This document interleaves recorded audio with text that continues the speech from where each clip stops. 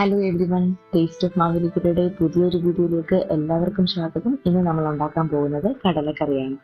ആവശ്യമായ സാധനങ്ങൾ: നന്നായി പുഴുങ്ങി വേവിച്ച് വെച്ചിരിക്കുന്ന കടല. ഇൻസ്റ്റന്റ് ആയിട്ടാണ് നമ്മൾ മസാല ഉണ്ടാക്കുന്നത്. അതിന് വേണ്ടുന്ന സാധനങ്ങൾ: പെരുംജീരകം, കറുവപ്പട്ട, ഗ്രാമ്പു, ഏലക്ക. ഇതെല്ലാം ചെറുതായിട്ടൊന്ന് റോസ്റ്റ് ചെയ്തിട്ട് നമ്മൾ പൊടിക്കാൻ എടുത്ത് വെച്ചിരിക്കുകയാണ്. ഇത് കൂടാതെ നമ്മൾ ഇതിനകത്ത് ഇടുന്നത് മുളക് പൊടിയാണ്. ഇനിയും ആവശ്യമായ മറ്റു സാധനങ്ങൾ: 2 മീഡിയം സവാള ചെറുതായിട്ട് അരിഞ്ഞത്, നന്നായി പഴുത്ത് ചെറിയൊരു തക്കാളി, ഇഞ്ചി വെളുത്തുള്ളി പേസ്റ്റ്, കറിവേപ്പില, മല്ലിയില. ഇനി നമുക്കിത് എങ്ങനെയാണ് ഉണ്ടാക്കുന്നതിലേക്ക് പോകാം. ചൂടായി കിടക്കുന്ന വെളിച്ചെണ്ണയിലേക്ക് നമ്മൾ കടുകിട്ട് പൊട്ടിക്കുകയാണ്. കറിവേപ്പില ഇടുന്നു.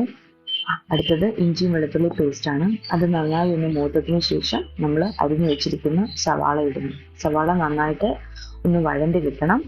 സവാള വഴണ്ടി കഴിയുമ്പോഴത്തേക്ക് നമ്മൾ അതിലേക്ക് ഇടുന്നത് മുളക് പൊടിയാണ്. മുളക് പൊടി ഇട്ട് ആ പച്ചമണം മാറുന്ന വരെ ഒന്ന് മൂപ്പിക്കണം. തീ ഒന്ന് ചെറുതായിട്ട് നമ്മൾ കുറച്ച് വെച്ചിട്ടുണ്ട്, ഇത് കരിയാൻ പാടില്ല. ഇത് നന്നായി മൂത്തതിനകത്തേക്ക് നമ്മൾ തക്കാളിയാണ് ഇടുന്നത്. തക്കാളി ഇട്ട് നന്നായിട്ട് നമുക്കൊന്ന് വേവിച്ച് എടുക്കണം. തക്കാളി വെന്തതിനകത്തേക്ക് അതിൽ നിന്ന് നമ്മൾ കുറച്ച് മസാല എടുത്ത് മാറ്റി അത് നമ്മൾ കുറച്ച് കടലയുടെ കൂടെ ഒന്ന് മിക്സ് ആക്കും. ഒന്ന് ചെറുതായിട്ടൊന്ന് അരച്ചിട്ട് അത് നമ്മൾ ഇതിലേക്ക് ഇടുന്നുണ്ട്. ഇത് അങ്ങനെ അരച്ചെടുത്ത ഒരു മിശ്രിതമാണ്. നമ്മൾ അത് അതിലേക്ക് ഇടുകയാണ്. എന്നിട്ട് നന്നായിട്ടൊന്ന് ഇളക്കി ആവശ്യത്തിന് വെള്ളവും കൂടി ചേർത്ത്, ചൂടുവെള്ളമാണ് നമ്മൾ ഒഴിക്കുന്നത്, വെള്ളവും കൂടി ചേർത്ത് ഇതൊന്ന് നന്നായിട്ട് തിളയ്ക്കാനായിട്ട് അനുവദിക്കും.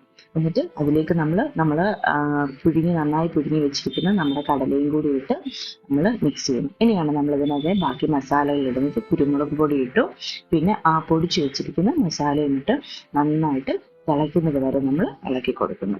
ഓക്കെ, ഇപ്പൊ നന്നായിട്ട് തിളച്ചു. ഇനി നമ്മൾ തേങ്ങയുടെ പാല്, 1-ാം പാലാണ്, തേങ്ങയുടെ പാൽ ഒഴിക്കുന്നു. ചിലർ നമ്മൾ കടുക് വറക്കുന്നതിന്റെ കൂട്ടത്തിൽ തേങ്ങാക്കൊത്തിടും.